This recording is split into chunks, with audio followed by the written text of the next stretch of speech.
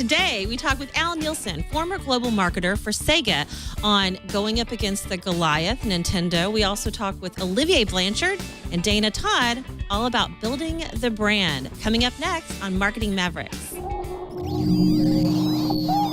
Netcasts you love. From people you trust. This is Twit. Bandwidth for Marketing Mavericks is provided by Cashfly at CACHEFLY.com.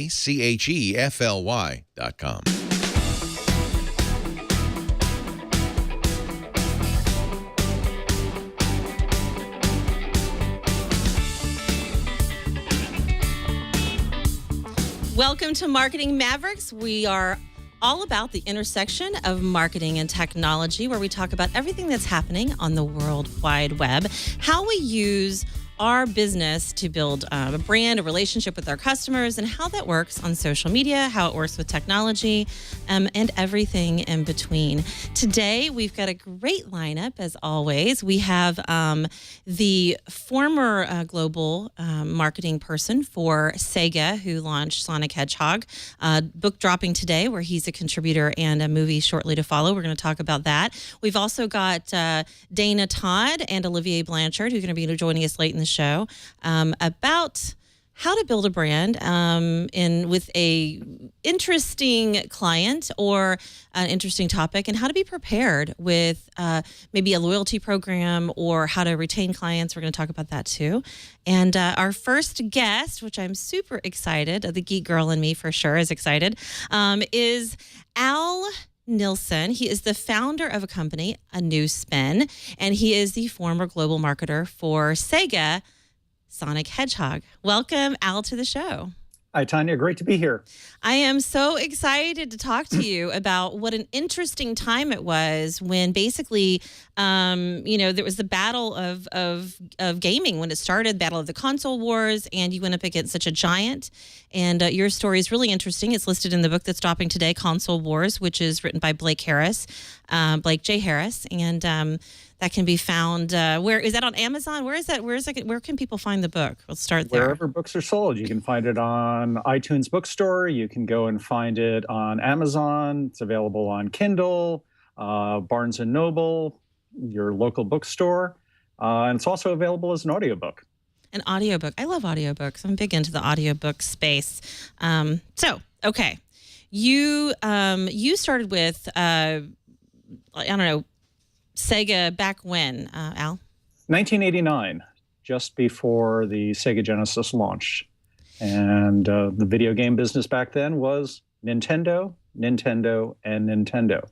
Sega had about a 5% market share with our 8-bit system, and Nintendo basically ruled that you didn't play a video game, you played Nintendo. And we were crazy enough to go and take on the giant. They had $10 for every dollar in marketing that we had, or probably even more. They had retail shelf space that was unsurpassed, and they had a brand name that everybody loved.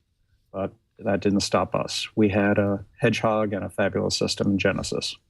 Well, I want to talk about that. I think what makes this such a powerful story isn't that we all love, well, a lot of us do anyway, love our games, and we become really attached to it. Nintendo had such a huge, share of the market, and Sega was certainly, and people are very attached. I mean, you spend the money on your console, you spend the money on the games themselves, so you become very attached to the product you have, and you had to really go in and come up with something very creative at the time to gain market share and to beat basically a giant with very little money. I mean, you didn't have a whole lot of money to begin with. Your marketing dollars were minuscule in comparison to Nintendo. So how did you first start? Like, what was the initial, conversation around the conference room table around, okay, what should our marketing budget be? Like, how do we approach the giant?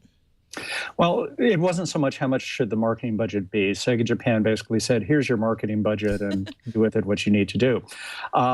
What we basically looked at was, how can we go up against the giant? First, we actually had another competitor, NEC, in the business who was coming out with a similar console on the same day. So we had to get them out of the marketplace so we could finally go after Nintendo. The big thing that video games were about in 1989 was, it wasn't like today. the video game business was primarily boys 6 to 12-year-olds. Teenagers didn't play, young adults didn't play, and Nintendo wasn't targeting girls, but we know that girls were out there playing. So Sega had something big that Nintendo didn't have. We had a great arcade heritage. So when we started out, we promoted that we were bringing your arcade games home. So we had your favorite games, and they played just as they did in the arcade business. The thing was the arcade business was all about teenagers. And so that was who we were targeting, the people who had put Nintendo back in the closet. You know, Nintendo was a toy. And we actually picked up on that and said, let's go and take that reality and position Sega as the, you know, the alternative to your toy. And here's the game that you want to go and play. So what we actually did was broaden the market initially. And 20 years later, everybody plays video games, men, women, boys, girls, from ages 3 to 93. And it was all because of what we did back then. And sorry. No, go ahead. You know, then what we needed to do was we needed to go and talk about the differences and between our 16-bit system, and they hadn't introduced their 16-bit system, the 8-bit system. And we went and did something that was not done in Japan and didn't go over well with our parent company, which was competitive marketing.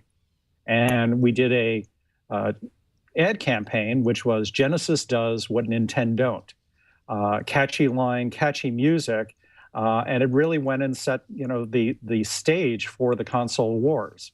The people who were owning Genesis really had something to go and get behind and say, yeah, here's why we're better than, you know, here's why my system is better than your 8-bit system.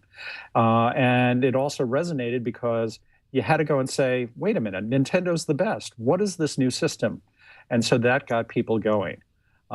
So that was setting the stage for the introduction of the Nintendo Entertainment, Super Nintendo Entertainment System, and also, very importantly, the arrival of Tom Kalinske.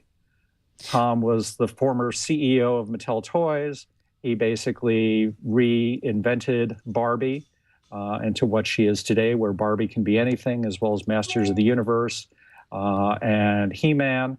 And he came in and really rallied all of us, and the rest is history. Well, and you've got a background in the toy business as well. You've worked for Mattel and Hasbro. How important was that background in understanding the prospects that you talk about wanting to go outside of the 12-year-old boy market, which, you know, I think I had a crush on all the 12-year-old boys who were playing your games. But you know, how did that play in? I mean, you're really targeting, I guess, the moms or maybe more of the girls. We were trying to target anyone that we could, but initially we were targeting teens because they were the ones who were in the arcades and who were playing the Sega arcade games, because that's where the best games were, and that was also where the girls were. So they went out to the arcades. So we went after them initially because that was the easiest fruit that we could go and pick. But then we needed to go much, much broader. We had sports games, which were appealing not only to kids and teens, but also young adults who had played video games for years. And so things like Joe Montana football and Tommy Lasorda baseball helped to go and get young adults into the business. And then along came Sonic. Well, you know, you mentioned sports, so I'm going to go there. I mean, during that time, I think celebrity endorsements were a really big part of marketing campaigns. We still see celebrity endorsements, of course. How did that play into, like, maybe creating your own celebrity? I mean, is that why the Sonic Hedgehog? Well, Sonic was really, the goal of Sonic was to be our Mario. We needed something to go up as a mascot against Mario. When it was sports games, you wanted to go and play the celebrities. You didn't want to go and play Sega's version of a sports celebrity. You wanted to be Joe Montana. You wanted to go and be, you know, Buster Douglas when he was heavyweight champion, or you wanted to be Tommy Lasorda if you were a Dodgers fan. Go Giants. But so that was very important. But we needed somebody who could go and be our standard bearer. We needed somebody who could go and really be the game that everybody went. Because sports games, they have wide appeal, but not as broad as we wanted and we needed. The thing about what Sonic did was Sonic went and took us from being a teen audience into being a gaming system for everyone. Because no matter how old you were, no matter whether you love video games a whole lot or just a little, you wanted to play Sonic. He was such a character that everybody loved. The game was something that you had never seen before. You had never seen such speed. You had never seen, such colors in a video game. And you never had so much fun in playing it. And it really, while Mario was, and it's great games. I love the Mario series, and Nintendo does a great job with them. Mario just ambles around and you play him. Sonic just goes at, supersonic speed. And it was something totally different in terms of what the gameplay was and really defined what 16-bit was about. And it was also our secret weapon to go and blunt the launch of the Super Nintendo Entertainment System, because we were out in the marketplace for 2 years before Nintendo came out with their 16-bit system. And we felt that we needed to go and blunt their entry, and they were basically telling all the retailers, don't worry about that Sega system. You don't want to go and carry them. Super Nintendo's coming in 1991, and we're just going to go and take over the 16-bit business. We weren't going to let that happen.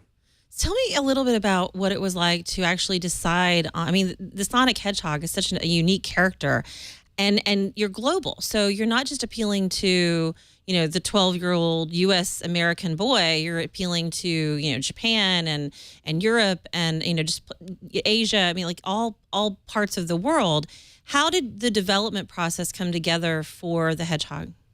It was a really strange experience because, you always say that, you want to go and have a Mario killer. You want to go against whatever competitive product is out there.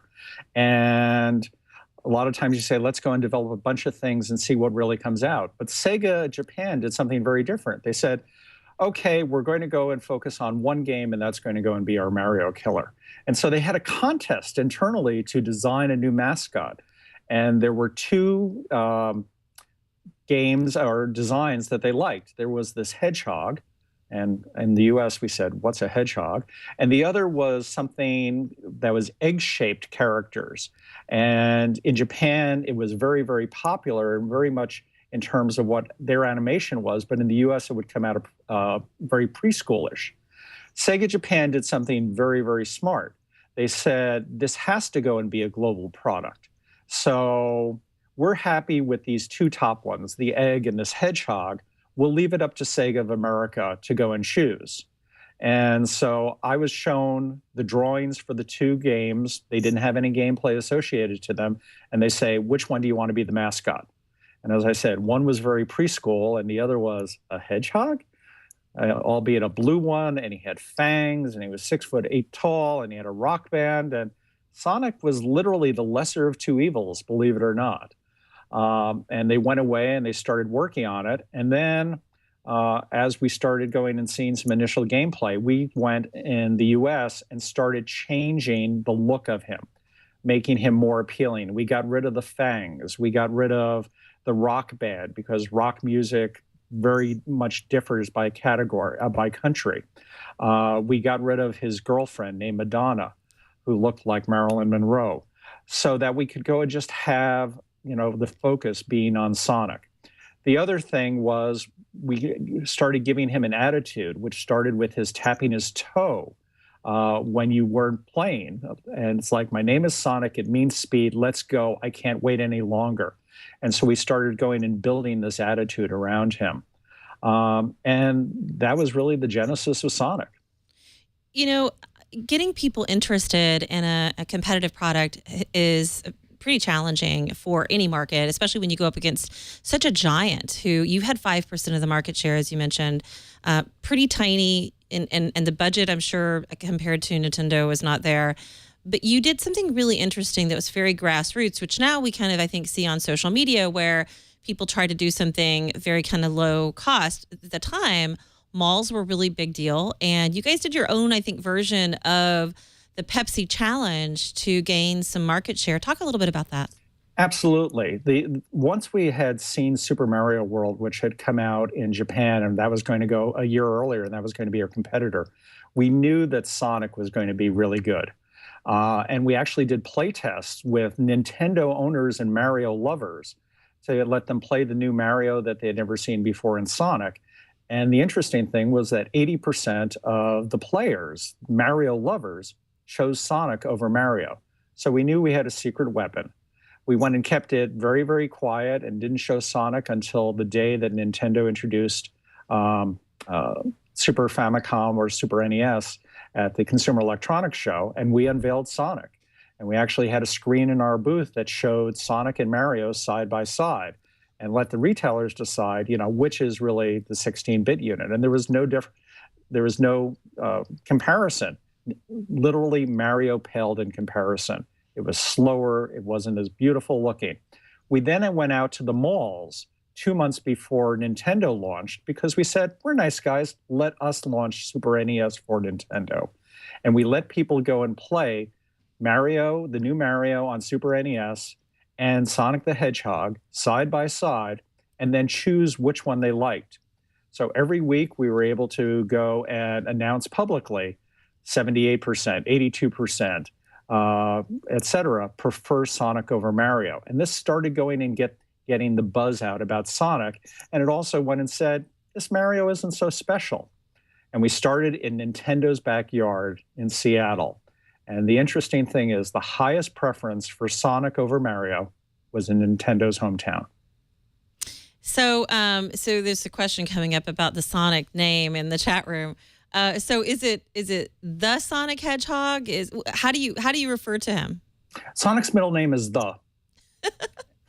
And here's how it all came about. I got our lawyers sent over the trademark applications, and wanted me to review them.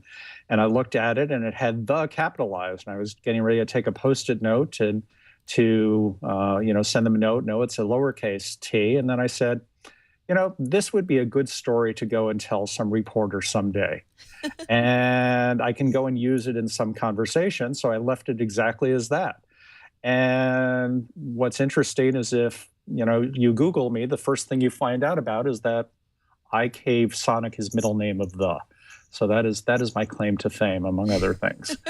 That's a pretty good claim to fame. I love the idea that you did believe so much in your product that you went out to challenge people to, think of, we've replaced your coffee with Folgers Crystals. You basically are replacing Nintendo with Sega, and that was a really big success for you.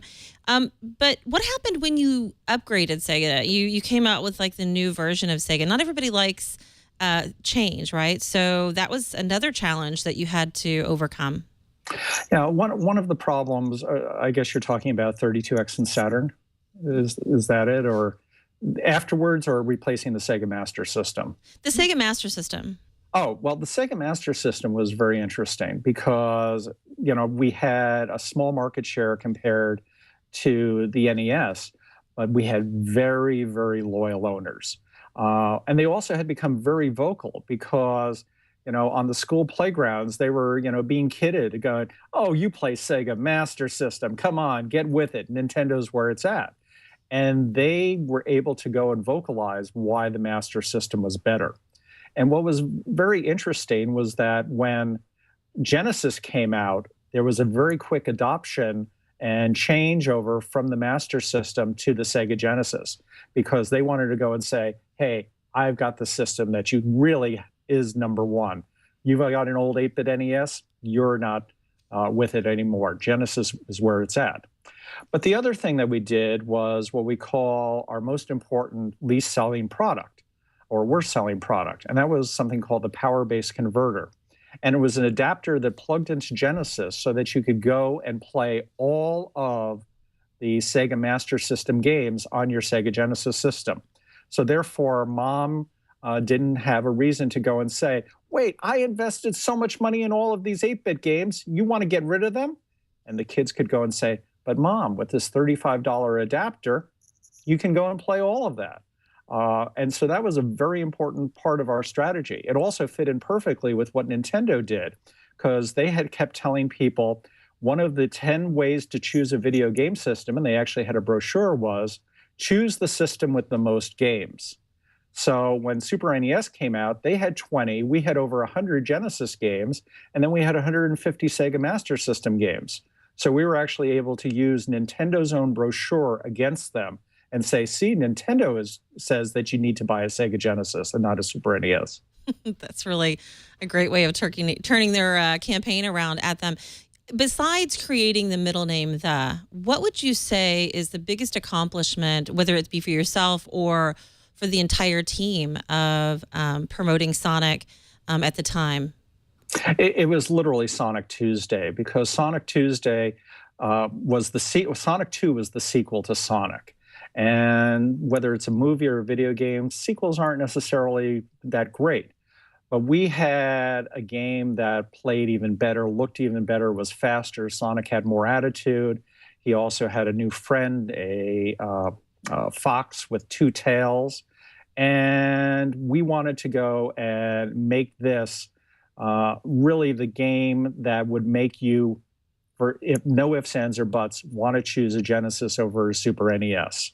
And so what we did was we created the world's first global launch of a video game system or a video game cartridge. Normally, a video game would premiere in Japan, and then a few weeks later in the US, and a month or so later in Europe. And we wanted to create basically a blockbuster movie around Sonic 2. And so therefore doing a global launch. The other thing was video games had never been available like a movie, opening Friday. Well, video games depended on when, distribution centers could go and get the product out. So it could be in some Toys R Us stores this week, some other Toys R Us stores next week. Everybody's getting it at a different time frame. So what we created was we literally were air freighting cartridges into 13,000 retailers the night before. We started the promotion 2 months before, where we were doing in-store demos where people could go and play Sonic 2 months before it was available. And we did it at stores across the country, as well as 3 Air Force bases, just to go and build buzz.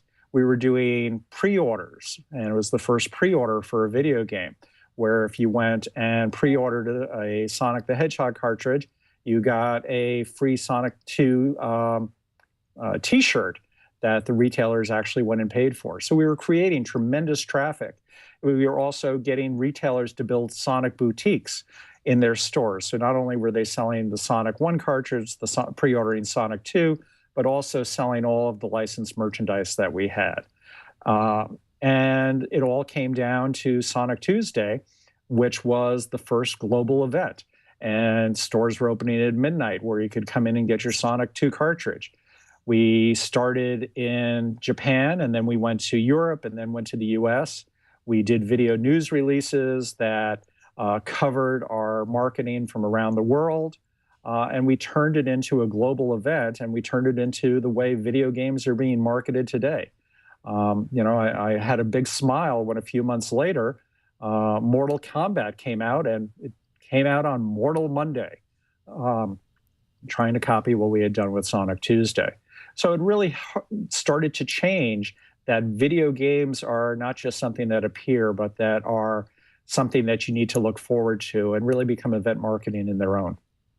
What would you see as a pioneer kind of in the space of marketing in gaming changed in the last 20 years? So, from marketing a product like a console with Sega and Sonic the Hedgehog, what would you see the difference between now and how the gaming industry has evolved?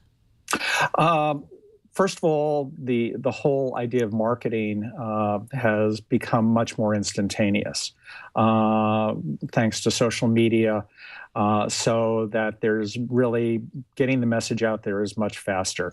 Previously, the way that you got the message out was either through the video game magazines or through TV advertising. And TV advertising is not as important now. The video game business has also changed to a slightly higher age group in terms of the emphasis. So you're seeing more teenagers and young adult-oriented games than you are family games across the board.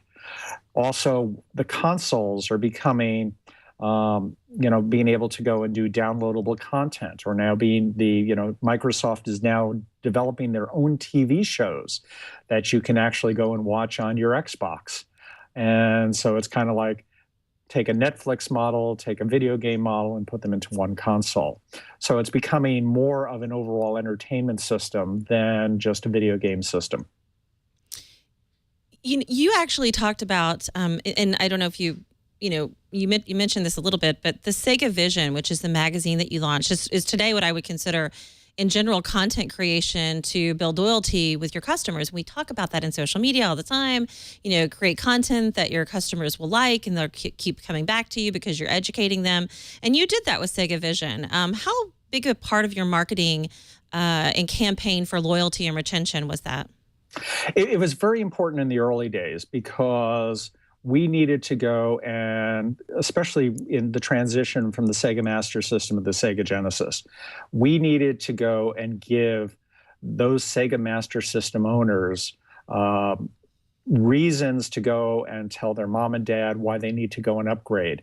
We needed to go and give them reasons so that when they were on the playground, they can go and say, here's why Sega Genesis is more important. So we were going to be able to go and create that. Create those reasons. The other thing that we were able to do was to go and help go and build the brand image with them and be able to take them behind the scenes of games, go and show them what was really cool about Sega. And so it was very, very important in the early days. And then as we started getting Sega Genesis owners, we were able to go and help go and promote game sales. So therefore, we could go and tease new games about them, help them to go and play games better. We had to go and discontinue it because it just became sending out this beautifully produced magazine to millions of people. It was just eating up too much of our marketing budget. And we needed to go and be able to utilize those very, very rare dollars that we had. As I said, Nintendo had $10 for every dollar I had. But Sega Visions in the early days had definitely done its job. What was the end result of all of this? And there's so much more that we are not going to be able to get to, but I think is mentioned a lot in the console wars, Sega, Nintendo, and the battle that defined a generation by Blake J. Harris. Where did you land from the standpoint of market share at your point of departure? We went from 5% to 63%. That's huge. It's exciting and huge. And you did this with a lot of grassroots efforts, some really strategic marketing, and having a great product, as you mentioned. I mean, the quality of your product had to be there. You can't just market something and it's not good. You have to actually have something good to start off with. Very exciting story. What is probably the biggest takeaway for marketers if they pick up the book Console Wars, that they're, besides the fun, Sonic conversation, Sonic the Hedgehog, what are marketers going to get from this? Marketers are really going to go and see, the strategic importance of analyzing your competition from A to Z, anticipating what their moves are, understanding how they will respond or won't respond, in Nintendo's case, to what you're doing. It's also the importance of having a team who can go and take an idea and, take it from just one small area into 100 different areas. So what can you go and do from a PR standpoint, from a social media standpoint, from a product standpoint, from a grassroots standpoint, and have them all work together seamlessly so that 2 + 2 isn't just 4, 2 + 2 is 44. And that was one of the important things that we were able to do. It's also the importance of really knowing your product and knowing how consumers are going to go and feel about your product and understand. When we were working with Michael Jackson on the Moonwalker game, Michael could go and look at a product and literally go and say, here's what players are actually going to go and say when they see this part of the game. And being able to go and excite people about those elements, because that's what goes and helps really separate you from your competitors. If somebody's following you and they're following the book, you mentioned to me they're already talking about making this into a movie, which I would be really excited to see. Talk a little bit about the plans for the movie. Absolutely. The movie movie rights have actually been sold to Scott Rudin, who produced The Social Network, Moneyball, and a lot of your favorite TV shows. And Sony Pictures has bought the distribution rights to it. Seth Rogen and Evan Goldberg have joined the project, and they are going to be writing the screenplay, and Seth is actually going to be directing the movie. So we don't have a date yet for when that's happening, but it's amazing that here's this book about your life, and all of a sudden it's going to become a feature film. In addition, Blake Harris, who wrote the book, is doing a documentary about it, and he's actually filmed all of the participants from both the Sega and Nintendo sides, and is actually editing it as we speak. So it's the book, it's the audio book, it's the documentary, and the feature film, and it all starts today with the publication of Console Wars. Exciting stuff. That's Al NILSEN. He is the, former global marketer for Sega during Sega of the American brand during Genesis era. Very exciting stuff. And you're the founder of A New Spin. And do you want to hang on and join the conversation, or do you got to check out? Happy to do it. Awesome. So we're going to talk more about building the brand, and we're going to talk about how that really works to today, and how some of the challenges that even Al went through at the time are still in effect today. And what are we doing about building the brand, creating content, coming up with a PR campaign, and taking on the big guy. We're joined now by Dana Todd and Olivier Blanchard. Dana Todd, who is a founder of something, an organization called SEMPO. She is also I think been on the board, chairman of the board for SEMPO, and she is currently the chief marketing officer at Aftermath, which is a biohazard, go in after the crime scene kind of company. We'll talk a little bit about that. We've also got Olivier Blanchard, who is the author of Social Media R.O.I. and the Nemesis engine series, and that's his newest book. And he's also known as the brand builder. Welcome, both of you, to joining us to the show. Thanks for having me. That was a really fascinating first segment. I feel like I wasn't a huge game fan, but I owned a Hedgehog actually briefly. Thank you. And also my senior, when I studied advertising, our senior project was to save. At the time, it was Atari. They were dying. And so our mission was to save Atari. Well, I'm a super big fan. Love your hair too, Dana, by the way. Like if you're watching this and not listening to it, Dana, you just got to get to know. Dana has the funkiest hair. I totally love her hair. Olivier Blanchard, always the troublemaker. How you doing? I'm doing good. I learned something today. I have like virtually nothing to add because it was like the perfect marketing program. Beautiful. You learned something. I'm kind of just impressed. You know what, Al? I'm telling you, Olivier never says he learned something except just now. So. No, I'm impressed because I look at this and it's the exact opposite of what I mostly see today, which is this was real strategy. And it wasn't just, looking at how much money a marketing program had and slapping content together and publishing it to however many channels you could. This was clever. This is like Game of Thrones stuff.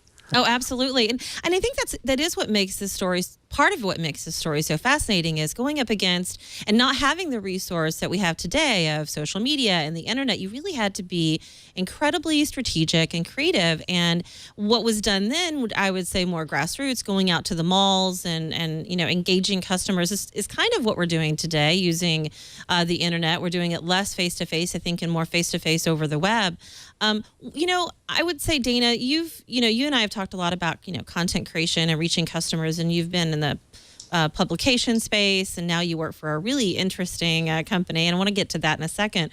But what would you see is parallel for what Al did in working for Sega and launching the Sonic Hedgehog to today, and what maybe be a challenge for kind of an underdog today going up against a big giant?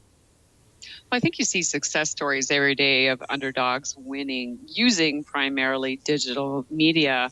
But I think the cleverest ones actually do still embrace the meat space, as it were. And I think that's still very important. I think the face-to-face, and we're seeing it every day. You look at Instagram. Instagram is not just about taking pictures. It's about documenting what's happening in your real life in real time. So while digital media accelerates the sharing and the reach of your real life, that you still have to have that Genesis experience. You still have to have that starting point of emotion. And I think it's a lot harder to get that human emotion out of a purely digital experience. So I'm a big believer that you can't just substitute digital for certainly for strategy and certainly for creating opportunities that are more shareable.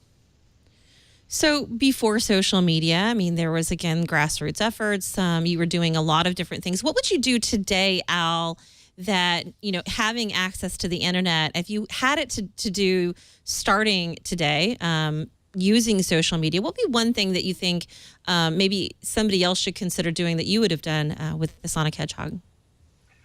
I think the important thing is not going and substituting what we think about a product to what our players and users are thinking about a product. And so be utilizing social media to get the word out, not from Sega's lips, but from our players' lists, and finding ways to go and utilize social media so that they can actually talk about what they're thinking about Sonic or ToeJam and Earl or any of it. And also, if it was the same environment where there was this war between Sega and Nintendo, was finding ways to go and, allow some nice shots to go back and forth between the two. But once again, having it come out of the lips of our actual players and users. And you did that then, and you did such a great job of it. It was exciting to hear. I think a little scary because, you're inviting customers to talk about your brand and your product, and they could easily have said, you know what, not liking it. We don't love it. We want to stick with our what we use now. But you took it on because you believed in what you did. Today, with the power of social media, as Dana pointed out, with like Instagram or Twitter or Facebook or some of those platforms where people are pretty immediate with their reaction to products. Who do you look at today, whether it's in the gaming space, Al, or maybe another industry? Who's doing a really good job of immediately going to the internet, engaging their customers, and, as to your point, listening to what they have to say? What's actually interesting is from the toy space is what Lego is actually doing. Lego is doing a great job segmenting their market against a number of different target markets, and then going and both soliciting feedback but also creating content for their customers. Brand builder, Olivier Yes. Blanchard, you love to tear down the brands and build them back up, if you will. What would you say that you see in comparison to what Sega's done with the Hedgehog and industry in general? They did such a great job, as you pointed out, and it is a great example. Who's doing something really powerful today like that? There are a number of companies that do certain things very well. Whether they're challenger brands or they're established brands. So on the established brand side, Ford has done a really good job. I'm a huge fan of what Scott Monte's been able to do at Ford over the last few years. You're starting to see a little bit of that in the luxury and retail industry. So Burberry's, for instance, is using social channels well.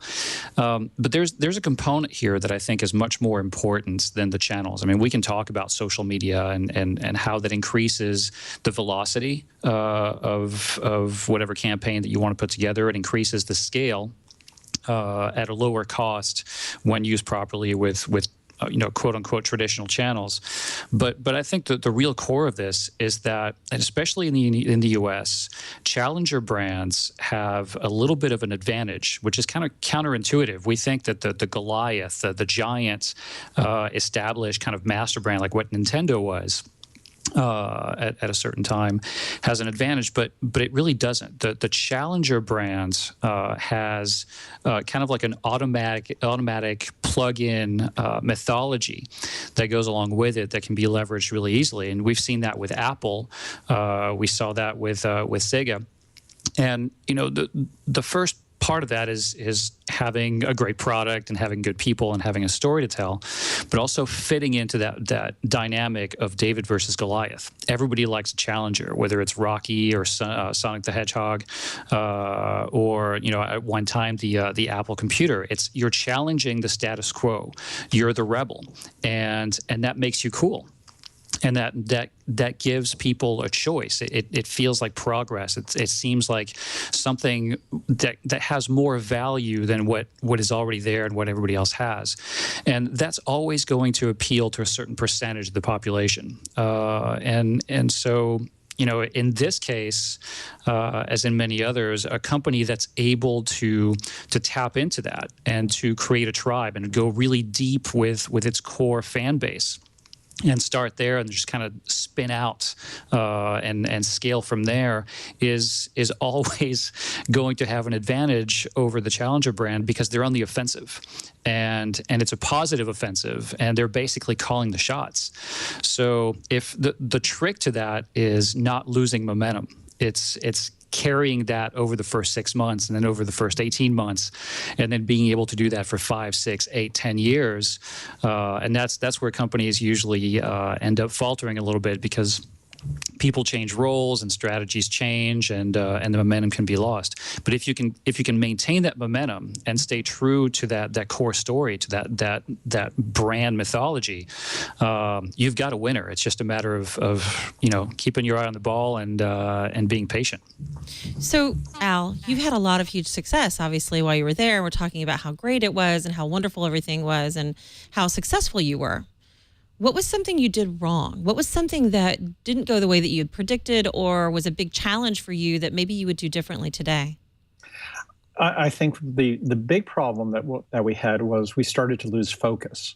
Our eye was being taken off the ball as we were being strongly encouraged and then made to go onto the next generation hardware before we had really maximized what we had done with the Genesis system.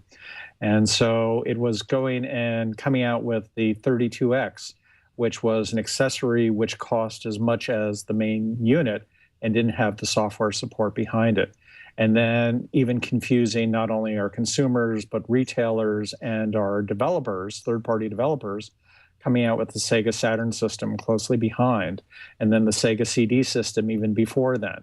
And so it was like, I need to go and spend $500, $600, $700 on new hardware when the name of the game is the game. So we took our focus off of the games themselves, and the focus went on to new hardware. And that was really part of what caused our downfall. What do you think about the way games have changed from the standpoint of advertising? I mean, today you play games, there's, the freemium versions, there's like free versions, there's paid versions, there's all kinds of advertising as a part of, whether it's pop-ups or embedded into the game. How do you feel about that? I mean, is that progress? I mean, maybe advertisers and brands like it, but how does do you think the gamer perceives that? In terms of embedded advertising, if it feels like it belongs within the game, if it feels somewhat organic, I think it's okay. If it just becomes, people don't like pop-ups, they don't like anything that takes their mind away from the game experience. People talk about kids playing video games being zoned in, and to the extent of, so nothing else matters. And that's what the gaming is all about. And if you go and start throwing in an ad that's going to go and distract from that, you're taking away from the experience, not just the gaming experience, but also the brand experience. Free, in terms of freemium, free is a magic word. Everybody loves free. And if they can go and add on new levels and be for just, a few dollars, that becomes very, very exciting. But it also dramatically changes, what a marketer can go and do in terms of getting the word out. Dana, your business today is super interesting, and I think interesting to me. Okay, I'll just say that. I love kind of this idea. It's interesting to a lot of people. It's interesting to me. That's why I'm here. Yeah, exactly. And this idea that, how do you market crime scene cleanup. Crime scene cleanup. I don't even know how to like. It's awkward to even say, but you've done a lot of different things. This is so unique and different. You actually mentioned to me a scenario too, where you have to. So a little bit about your business is that you go in and you're contacted about whether it's so who's your client? Is it a business? Is it the law enforcement? Is it a family? I mean, who's your client? It is families primarily. The bulk of our work is residential, but we actually have a pretty significant amount of revenue coming from commercial. So our broad classification is biohazard remediation, but most people think of it as crime scene cleanup because that's what you see on TV. But believe it or not, in this very scary world we live in, full of superbugs, the exact same tactics that we use to clean up a homicide or a suicide situation can also be used to clean norovirus or AIDS or hepatitis in a food manufacturing facility or a hotel room or even an office or a locker room. We clean a lot of locker rooms with MRSA and things like that. So yeah, this is our website. It's a service-based business. We don't do a lot of consumer advertising. We do market primarily through people who can connect us out in communities, either funeral homes, law enforcement, first responders, fire departments, health departments, pretty much victims assistance. A lot of victims advocacy groups refer our services. So it's not the kind of thing that you can just take out a TV commercial or put a big billboard up, although we have occasionally tried that. But it's just our secondary tagline is probably, we hope you never have to call, but if you do, we'll be there. Well, and it's an unnecessary evil. Unfortunately, there's lots of things that we don't like to need at some point. We know we will. You mentioned something to me off air that I think is really interesting, and it comes from a standpoint of being prepared, right? And even though you aren't heavily marketing, proactively, you also have to be prepared for kind of a situation, right? Whether it's a social media crisis or whatever. You talked about a reporter who happened to be jogging by one of the businesses where you were doing your job, and she, peeked in the door and took a picture, and it went on to social media. Talk about that, and how do you, as a business, prepare for whatever that might be, whatever kind of crisis? How did you guys handle that? Well, let me back up actually a couple of years and talk about how the company in general has always, prior to my coming on board, maintained a bit of secrecy and veil of that. And it wasn't because they didn't want people to understand our industry. It was because we have a lot of sensitivity about the media, because we are dealing with sensitive crime scenes or virus situations, things where we're trying to prevent media from being involved and from snooping, basically, to there's a lot of privacy concerns and sensitivity for families and businesses. So we had always been a bit camera shy, other than being reactive to reporter inquiries who really wanted to tell the story their way. And even today, I get calls all the time from reporters who want to know, like, is it like CSI? And can we come follow you around and look at crime scenes and talk about it? It very much glorifies the blood and guts aspects of what we do. And we didn't own our own story. We didn't have a foundation of deciding what our story was. We let other people tell our story for us. So a few years ago, when we ran into some problems with some complaints online, as well as some negative media, we had some lawsuits that were pending, and the press turned on us. And suddenly the press weren't our friends, and they didn't want to do anything except take that same emotionalism and turn it against us. And because we had not been proactive in having our own voice, our own story, we didn't have our staff prepared to deal with this, we found ourselves very much on the run. And then when, worst of all, we had a Google penalty, and what little positive press coverage we had and our websites pretty much disappeared, leaving nothing but a very, very negative story about our brand. And what I know from being inside for a year now is that internally, I get 2 or 3 letters every week from families thanking us for what we do and portraying a very different story. And my struggle as the chief marketing officer is to help us tell those stories again. So the specific situation you referenced, one of the ways I do that is literally by media training our technicians and our supervisors out in the field. So we never know when somebody's going to be jogging by with a cell phone and turn what is a standard cleanup into a press emergency, just because, again, of that heightened freak out that people do when they see someone walking around with a bunny suit and a respirator. Well, and you talk about Google penalties, which is a whole nother show. I think we should talk about that. Yeah. But just briefly describe what you mean there in case somebody really doesn't understand what that, define that for them. A Google penalty? Google's your friend. Go to your Zen happy place. So if you are too aggressive or try to create an unfair advantage with your web assets in Google, there's a very high likelihood that at some point you will get busted and your site will not rank as highly as it did before, and in fact may be completely ejected from the database. And we found ourselves with a pretty significant set of not one, but 4 penalties on 2 sites that were the result of aggressive tactics from consultants that we had hired prior to my coming on board.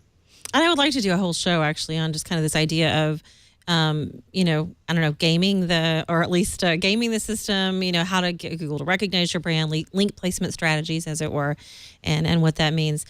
So, Olivier, the brand builder, you talk in your first book, Social Media R.O.I. What would be the R.O.I. that you would take away from Al's conversation about how Sonic the Hedgehog was launched and what their benefit was? I mean, it's clearly not social media, but they did a great job, as we talked about. And what would your take be on that?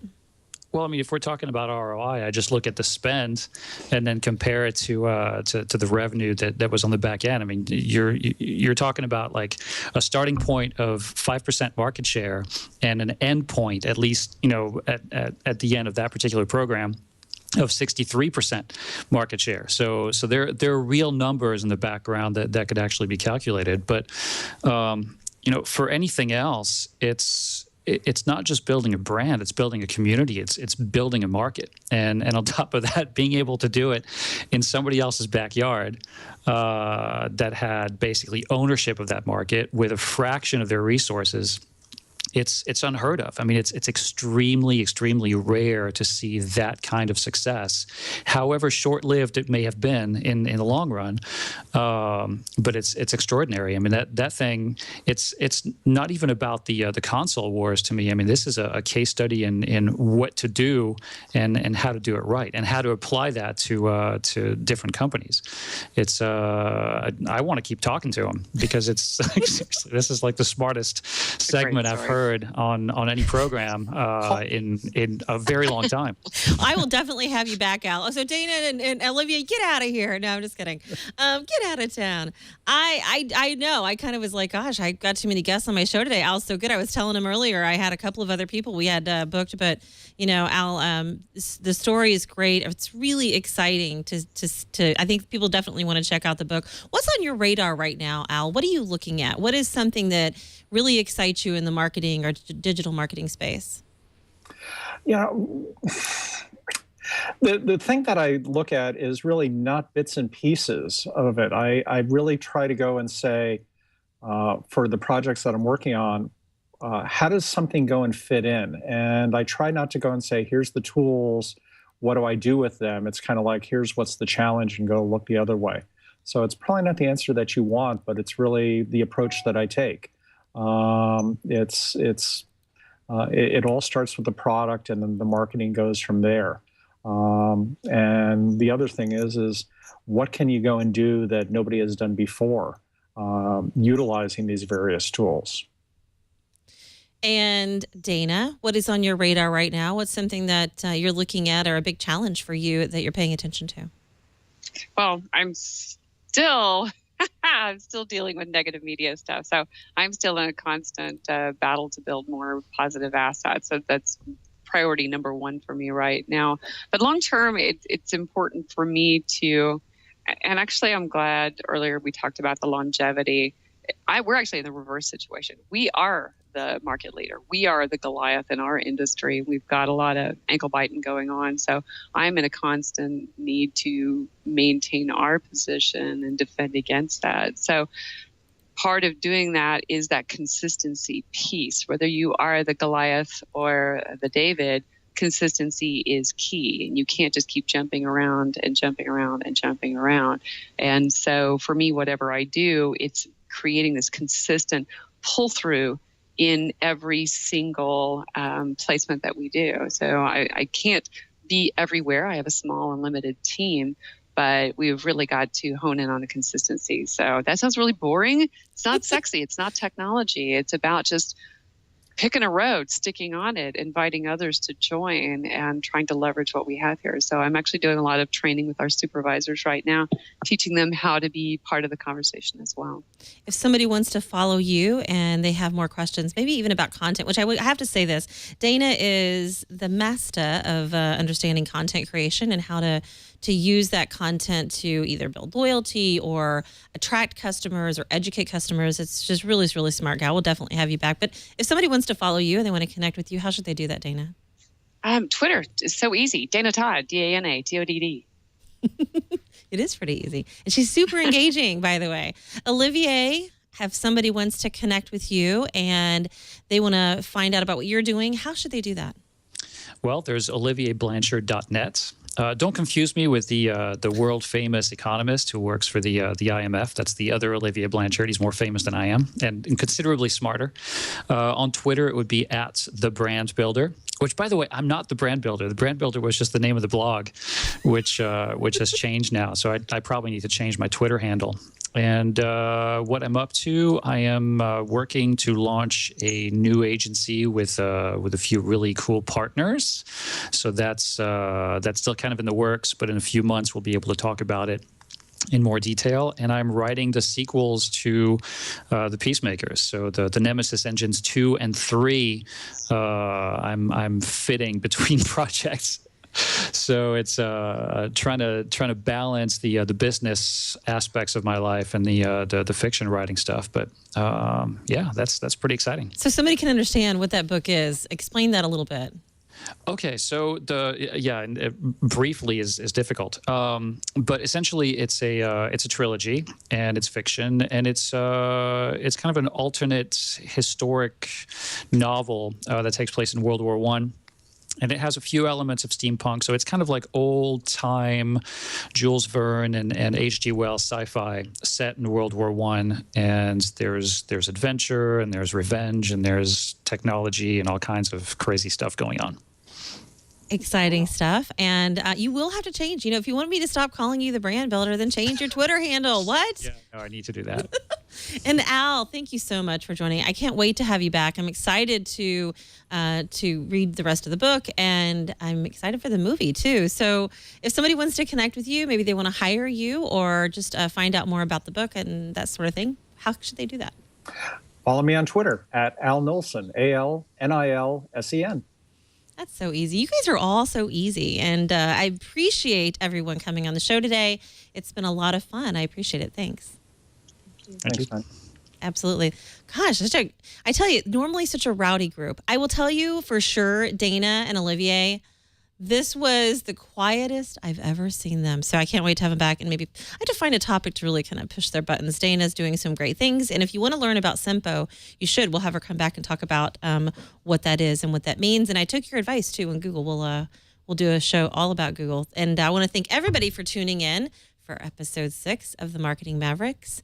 We're going to follow us on Twitter by using the hashtag Marketing Mavericks, or you can email me if you've got some show ideas and maybe what you think we should talk about on the show. You can email at mavericks@twit.tv. Follow me on Twitter as well at Tanya Hall Radio. Use the Marketing Mavericks hashtag. And we look forward to hearing from you. Otherwise, tune in next Tuesday for the next episode of Marketing Mavericks.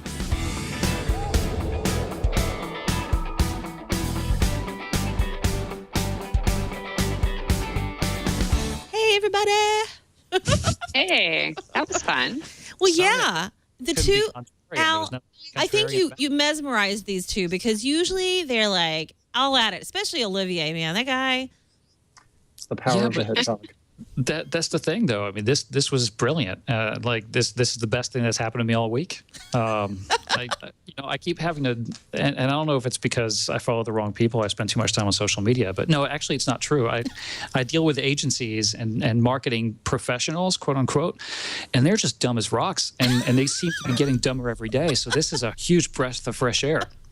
Dumb as rocks. Yes. We didn't talk about my major accomplishment. Which was? Which is? In 1989, no one in America had any idea what a hedgehog was. Really? That's true. You've got our audience laughing here. John's laughing. It's literally because you knew what a groundhog was. Hedgehogs were only known in the UK. And we had to not only introduce, this giant 6'8" blue guy, but let people know what a hedgehog was. So now this is when you probably should have marketed to women, because we all read Alice in Wonderland, and she played golf with flamingos and hedgehogs.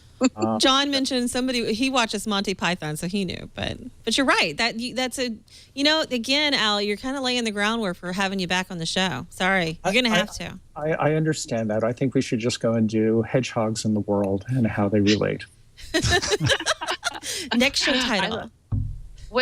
And I may have spaced out when you were talking about that, but that soundbite that you guys have with the Sega, did that come later? When was that introduced? Because that was actually introduced in 1992 when we changed ad agencies to Goodby, Silverstein and Partners.